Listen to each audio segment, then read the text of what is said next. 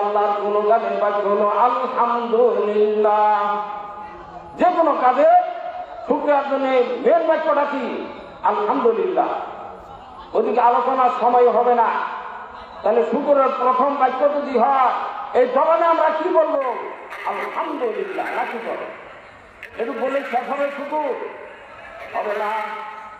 আল্লাহর শুকুর গুজার করতে হলে আলহামদুলিল্লাহ বললাম, আবার মনে মনে অন্তরে সেটা জাগ্রত করতে হবে। দুনিয়ার যে কোনো কাজ থেকে আমরা মুখে বললাম হবে, অন্তর সেটা গভীরভাবে লাগাইতে হবে। গভীরভাবে লাগানোর পর যে কোনো কাজ আমি পেয়ে যাবো। যদি একটা বিল্ডিং পেয়ে যাই, আমার মেয়ের যদি সুব্যবস্থা, বিয়ের ব্যবস্থা হয়, আমার যদি রেল ফকিরি হয়, জায়গা জমি হয়ে যায়, তারপরে আমি কি করব? আল্লাহ আমাকে যে কোনো জিনিস দিয়ে দিলেন, এরপরে কি? এরপরে শুকরের নামাজ, 2 রাকাত শুকরের নামাজ।